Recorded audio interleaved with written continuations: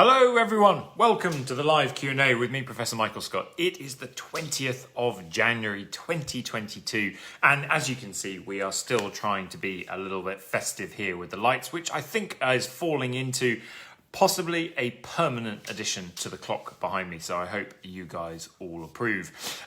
It's a pleasure to have been seeing all your questions that you've been sending in over the past couple of weeks, and I'm looking forward to having a chance to answer some of them now, and there have been some absolute crackers coming in, so let's get going with one of those, which actually came in live last time when we were talking and discussing, but I didn't have a chance to answer it while we were live. But this was from Alexis Brown asking, were some illnesses and disabilities deemed to be caused by the gods? And indeed, Alexis has just joined us. Hello, Alexis. Yes, we are looking at your question about illnesses and disabilities deemed to have been caused by the gods.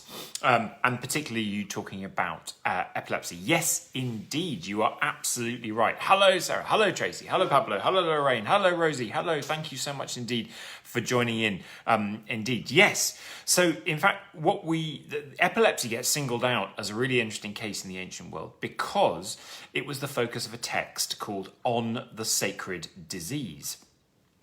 Shalom to you, Shirley from Israel as well. Thank you so much indeed, everyone, for joining in. So, there was a text called On the Sacred Disease, written, we think, around about 400 BCE. Now, the title is On the Sacred Disease, and it's famous for two reasons. One is because it's kind of one of the earliest actual descriptions of epilepsy. But secondly, because the entire contents of the text is to refute, and this is the whole argument behind the text, is to refute the fact that this is a sacred disease, i.e. in some way caused by the gods, and actually to put forward what the author, we don't exactly know who the author was, it's included often in the kind of Hippocratic corpus of writing, so Hippocrates' earliest Hippocratic oath, the doctors still swear today, the guy from the 4th century BCE, in the Greek world, clearly absolutely crucial in medical writings of the time. We don't know if we can attribute this text to him, but certainly to kind of one of that milieu, is refuting it and saying, no, epilepsy has a very human cause, which is caused by an imbalance of particular kinds of liquids, and particularly to do with phlegm,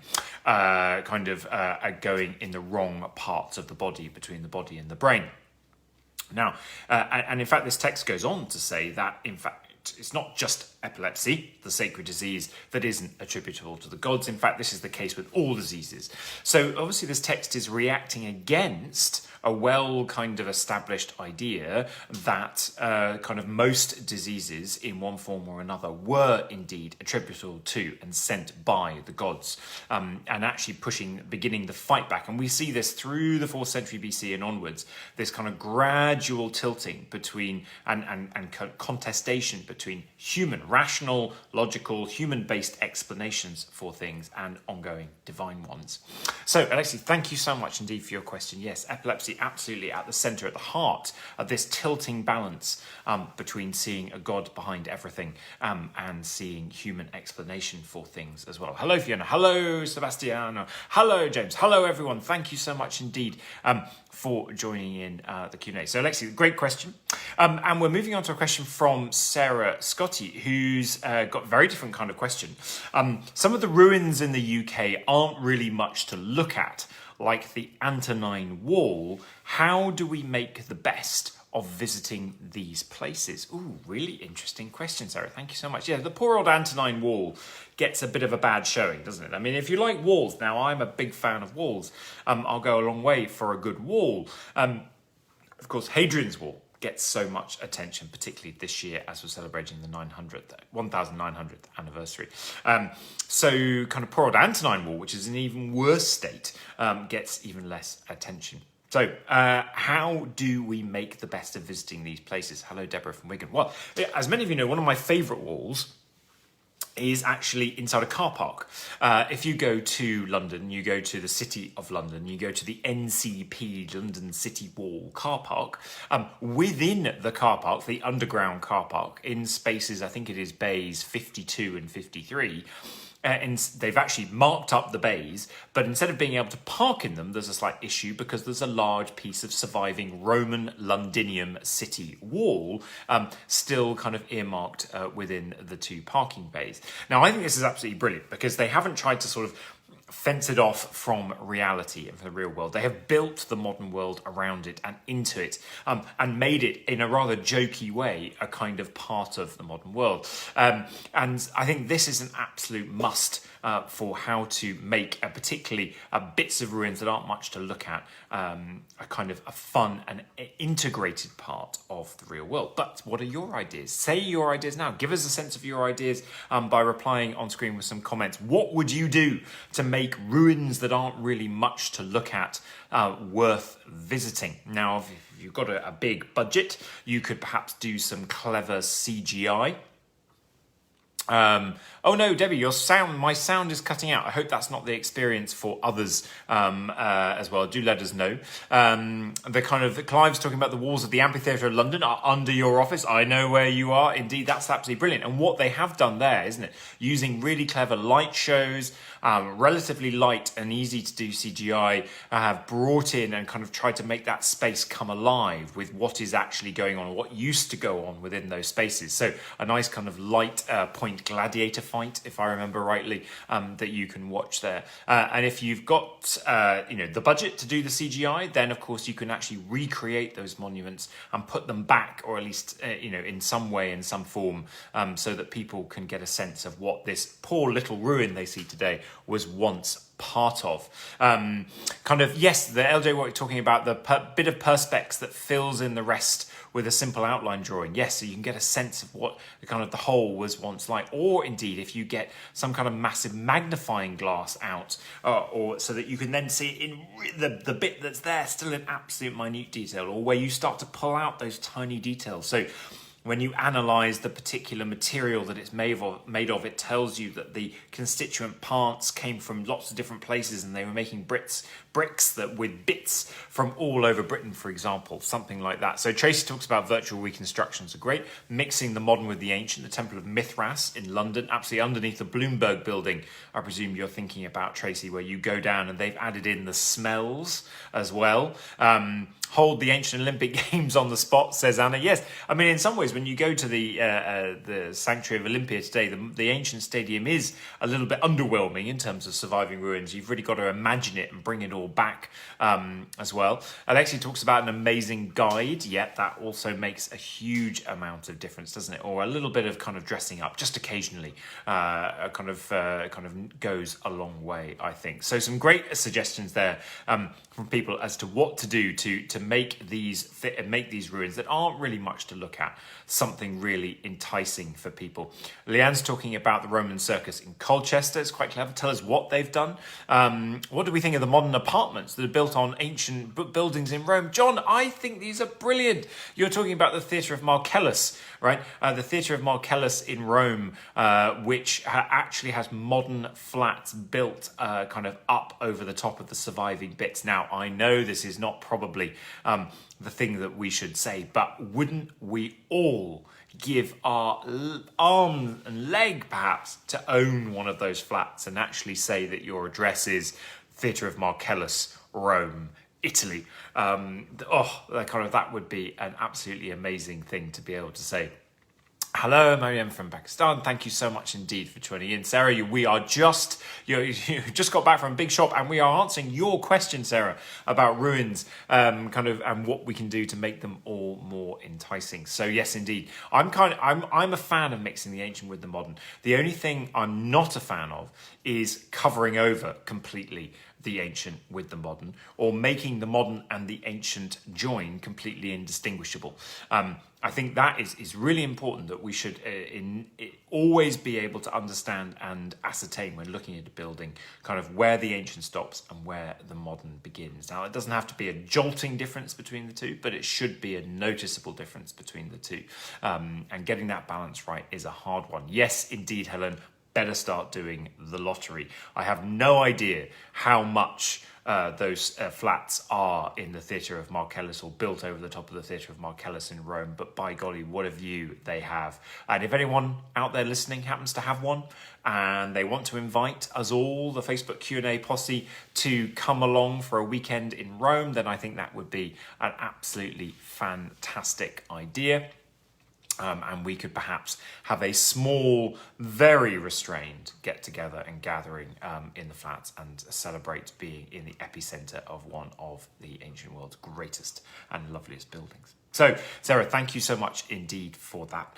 Now, we are moving across to Bertrand Dugas, who has been in touch to ask about Thebes. Now, Thebes. Deborah's party in Rome, count me in. Absolutely. Kind of what a party in Rome. They cost millions. Says Zia Pepe. Maybe, yes, millions and millions and millions, I imagine those flats do. So Paul Carolina Clint's already counted in for the party in Rome. So again, Zia, if you know anyone who happens to own one of those flats, let us know, and we could all just turn up and start knocking on the door, maybe. I mean, I'm sure they'd be fine with just letting us in straight away. So Bertrand Dugas has been asking, we're moving our focus to Thebes. And he says that lots of people talk about Sparta and Athens, but not so much about Thebes. What was different or superior about their city-state culture that made them become, for a short period, the superpower city-state? This is talking about Thebes. Thebes, you says William. Yes, Thebes. Kind of defeating the Spartans and Athenians, but they're all doing super well. But then, of course, Thebes falling back into the siege of Alexander. Airbnb. Ooh, now maybe that might be a way forward. I'm sure somebody's got their flat in the Theatre of Marcellus on Airbnb. Quickly, someone, go and check. And if it's available, book it. Book it now. So Thebes, I absolutely agree with you, Bertrand. Thebes gets a bit of a kind of raw deal. But of course, that has been recently righted by Paul Cartledge's fabulous book on the city of Thebes. A great historical kind of working and thinking about the city of Thebes through not just the period of time when it does come to the forefront of Greek affairs in the early part of the 4th century BCE, but actually more generally across the whole gambit of archaic and classical Greek history. And Thebes, it's very bizarre. Thebes continues to have this slightly odd, dark, slightly dangerous, edgy reputation even today. I remember when I was first travelling around Greece and I looked up in one of the guidebooks about Greece, and it came to the chapter on Thebes, and it said, Thebes is only for the veteran traveller, as if you needed to be a hardened traveller, hardy person to be able to take on Thebes. And I actually remember going with a group of friends to study some of the key archaeological ruins in Thebes, but actually ending up having one of the most awesome nights partying away the night in Thebes that I can ever remember having. And I mean, Thebes may be in a worse state as a result, but we were there dancing on the tabletops till dawn, and one night in Thebes was kind of a rallying call for us for many years afterwards. Zia has found an apartment near the Roman Imperial Forums for just a snippet of €2,190,000, and Zia, I'm presuming that is a one-bedder. As well. Alexis on with Thebes. No, so the connection, yes. So we're talking about Thebes in Greece, not the Thebes in Egypt, named much earlier on. But Thebes in Greece. So what is it about this place that allows it to come to the fore in the early 4th century BCE and really for a while reign supreme? Now, most of the narratives around this absolutely kind of put or attribute it to the kind of the generalship of two great individuals who are some of my favourite individuals in Greek history, called Epaminondas and Pelopidas. Will might be able to come in and help on here. Thank you very much for responding about the Thebes and Grecian and Egyptian Thebes question. One night in Thebes, says Anna, and the world's your oyster. Maybe so. There are bits of it which are less clear and bits of it that are more clear. Thebes in Boeotia, absolutely, Helen. This is the Thebes. Now, Boeotia as a whole is a really interesting part of the world because in the ancient Greek world, there were several cities, important cities in Boeotia, but it wasn't kind of linked up necessarily at all times as one great big kind of unity in the way that Athens was at the heart and at the centre of Attica and the territory of Attica. But Thebes is the city in Boeotia which comes to the fore most often. And as I was saying, in the beginning of the 4th century BCE, it has these two figures, Epaminondas and Pelopidas, who seem to be the sort of dynamic duo that almost single-handedly are said to have kind of revolutionized Thebes and made it a premier fighting force to take on the feared Spartans and indeed to then kind of reign supreme in Greece for a brief period before they lose their way. And then, of course, Thebes gets a bit uppity and kind of famously is destroyed by Alexander the Great for trying to rebel after the death of Philip II of Macedon. So kind of Thebes is a wonderful place. I thoroughly recommend a visit. In fact, the new archaeological museum in Thebes is absolutely spectacular. And it's good that Zia here is kind of clearly trying to sell flats kind of through the Facebook Q&A. There you go. You've got the list. Get in there. 4-bedroom place in Rome. Sounds fabulous. Yep, Tracy, kind of, so the story that you can get a bit of Thebes and Epaminondas and Pelopidas in From Democrats to Kings, my book that I wrote back 2009 now, a long time ago. And it's definitely, Boeotia is definitely worth a visit. The Boeotians in ancient Greek history were renowned for being quite talkative. So the joke was that if they were on their assembly day and that they were all chatting when the assembly, you could basically walk in with a tiny army and conquer the whole place really easily because they wouldn't notice. They'd be so busy talking to one another. And then the other things that the Thebans and the Boeotians more widely are kind of renowned for and cheeked about in the ancient world are for being gluttonous. So gluttony was a Theban thing, just like we've talked in previous weeks about supposedly what the inhabitants of the islands of Sifnos were all about. And yeah, so we won't go over that again.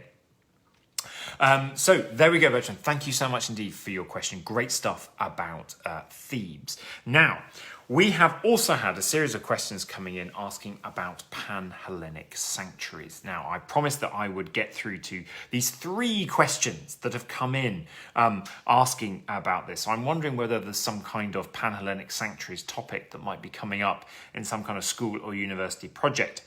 But Stefania Adam has asked about Panhellenic sanctuaries and has been very upfront, saying doing this for a final year project, and Stefania is currently at KCL, and wanted to ask why we thought these sanctuaries were established and rose to such popularity.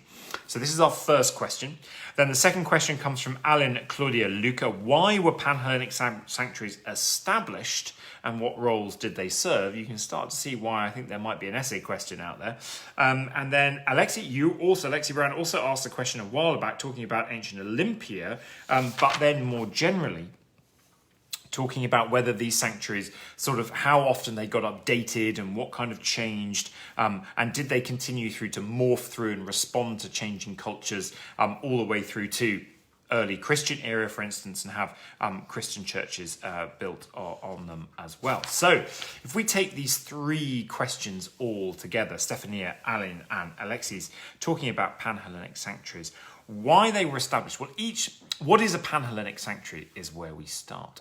Now, Panhellenic is actually quite a modern term. There is a Greek word, Panhellenismos, etc., but it's not actually one that is often used in the ancient Greek descriptions of these sanctuaries. We've come to use it as a sort of catch-all term for all Greeks, Panhellenic, and the idea that these sanctuaries were places where all Greeks came together, as opposed to them being sanctuaries that were only used by one particular city-state.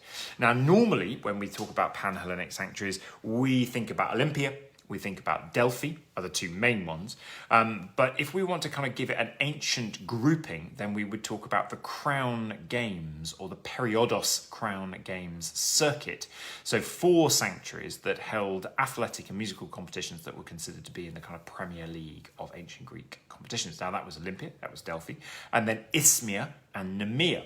2 other sanctuaries. So Athens and their Panathenaic games didn't get into this remit. Neither did the games on Delos, despite the fact that Athenians tried in both places to get them into the round.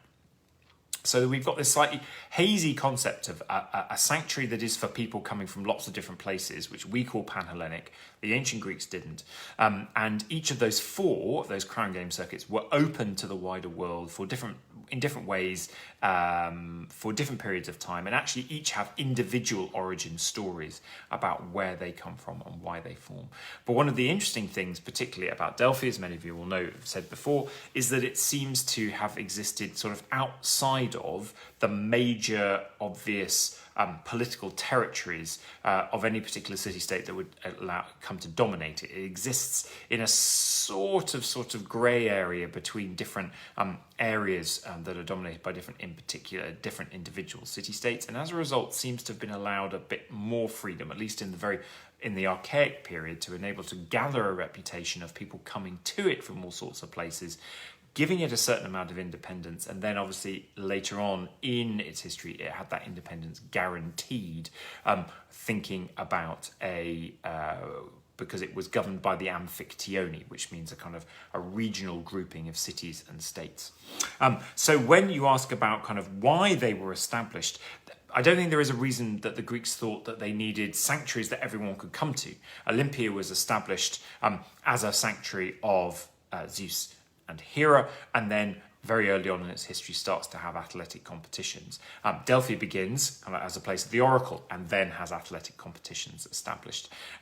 There isn't a single catch-all, but these sanctuaries do seem to accumulate a wider range of uses necessarily than normal sanctuaries within city-states tended to have, simply because more people were coming to them from lots of different places, so they could do more things, and that's why you get lots more of interesting and exciting things happening in Panhellenic sanctuaries than you necessarily do in normal day-to-day sanctuaries. And Alan's asking about what roles did they serve. So you've got oracles, you've got games, you've got places for alliances and discussions to be had, you've got war treaties to be drawn up, you've got monuments to be dedicated, you've got great moments and personalities and individuals to be commemorated, you've got weird and wonderful things like the freeing of slaves that Delphi took on as a role at one point. You can claim sanctuary in Greek sanctuaries, but you could do that in any sanctuary of any kind of note. You could claim sort of safety kind of within Greek sanctuaries, Paul Carolyn has put up. But also they become places for philosophical and intellectual discussion. These are meeting points. These Panhellenic sanctuaries are meeting points for people coming from all over the Greek world and the wider Mediterranean world, and thus allow for people to exchange ideas and views. And that's another really important role that they start to have, which is just not possible if you've only got people coming from the local area. So be careful. My watchword about this is be careful with the title Panhellenic Sanctuary. Don't get suckered in to thinking that these places were just open to everyone all the time and everyone was always welcome, and that when everyone came to these places they all got on well with one another. Not a bit of it. Actually, there's a much more interesting and varied history in which these sanctuaries, for individual reasons, end up gathering and becoming attractive to wider communities than just their local communities. As a result, at different points in time, they each attract wider and bigger communities that sort of generate a whole series of individual roles for these sanctuaries. But that doesn't mean that at any one point in time, everyone was welcome. And it doesn't mean that when people did come to these places from lots of different areas, they all got on with one another. In fact, they were probably even more at one another's throats when they were there than when they were in their home counties. Okay, so there we go. There's my bit on Panhellenic sanctuaries. Thank you all so much. Now, we have 2 more questions to get through. Can you believe it? We are rattling through these questions today, and we have about 6 or 7 minutes. But I have not yet stopped to talk about some of my favourite things that have been in the news and events that are coming up. So let's just take a moment to talk about the hungry badger that may have uncovered Roman coins in a Spanish cave. Etienne, good evening to you from Greece. Thank you so much indeed for tuning in. Has the clock behind me worked, says William? In what sense? It's moving, I think. At least I hope it is. Although it's in reverse, don't forget, and the lights are on. This is now, I think, a permanent addition to make the whole place just a little bit more festive and joyful. Do let us know what you think of the lights on the clock. But the badger, the hungry badger, that has uncovered Roman coins in a Spanish cave. So a trove of 209 Roman coins was found in a cave in northern Spain, and it was uncovered by a badger desperately foraging for food. The coins are from the 3rd and 5th centuries AD, and they were found mere feet from the den of a badger months after Storm Philomena dumped heavy snow across swathes of the country. Good old badger. On The Guardian, we found the remains of a Roman town thanks to HS2. We can't say that very often, thanks to HS2 at the moment, but we found the remains of a Roman town just below Northamptonshire. Jewellery, pottery, a Roman road, domestic and industrial buildings, loads of coins, 4 wells. This is all great stuff. Thanks, HS2. Ancient metal tubes that were unearthed back in 1897 could be the oldest surviving drinking straws. This story feels like it's stretching it a little bit, but a set of ancient gold and silver tubes dating back 5,000 years, unearthed in the northern Caucasus in Russia, could be the world's oldest surviving drinking straws.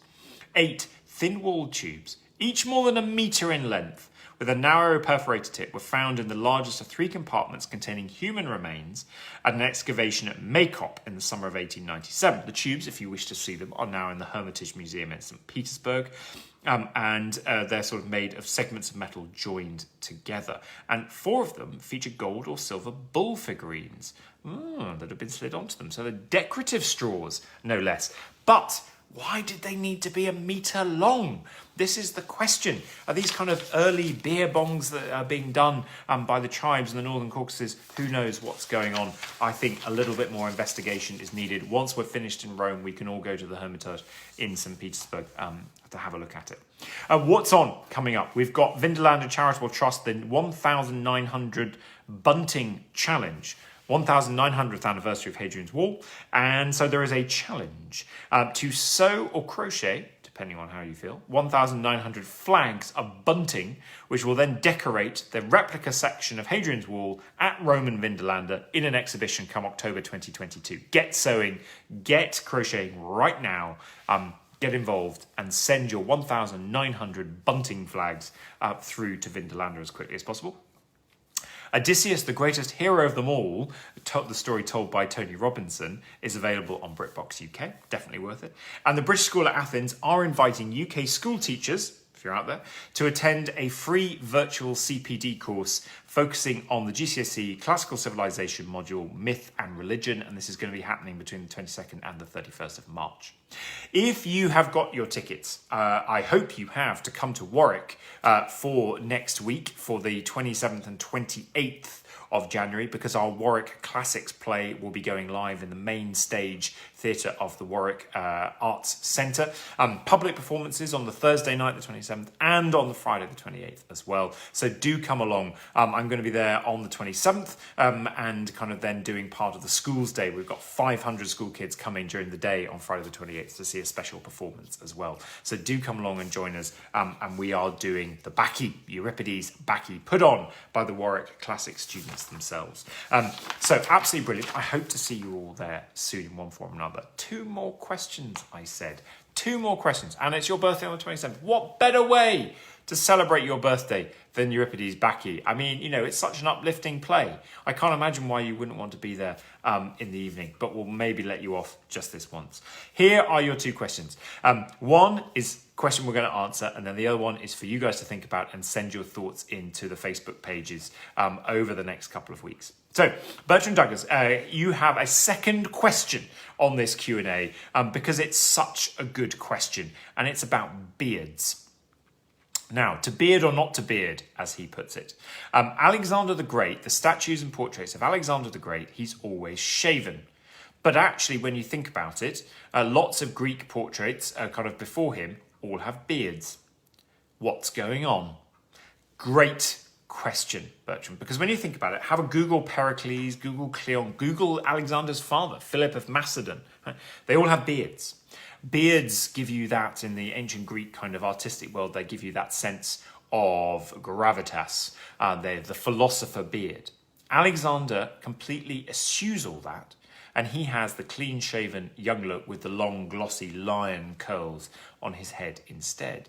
And fascinatingly, he completely changes the kind of desired portraiture going forward, because after that, all the great rulers after Alexander, think about the Ptolemies, think about the Seleucid rulers, etc., they often appear clean shaven rather than having a beard. So good old Alexander the Great seems to have completely upset how you did portraiture, how you put forward your vim, your vigor, and your wisdom. And it wouldn't be for quite some time before Roman emperors started getting back in on the business of beards. So Bertrand, thank you so much for your question. Ricardo from Peru, we will come back to your question next time about Dionysus and Shiva.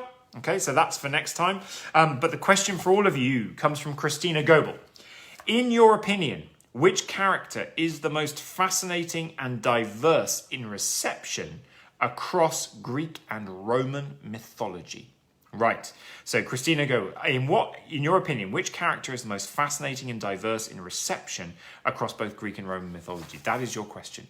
Get us some thoughts in over the Facebook page. We'll put the question up on the Facebook page and make sure that you've got some thoughts in, and we'll be reading out some of the best ideas and thoughts and responses the next time we do a Q&A. And when is that going to be?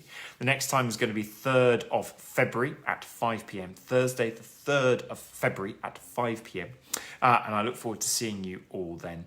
So we'll be talking about Dionysus and Shiva, absolutely. We'll be thinking about the reception of Greek and Roman myth characters and your thoughts. And I will also be able to tell you about something that exciting and fun that is coming up later in February that we'll all have to get involved in. So with that, I will see you on the 3rd of February, 5 p.m. Thanks so much indeed for joining in. Take care of yourselves. Look forward to seeing you soon. Ciao. Bye.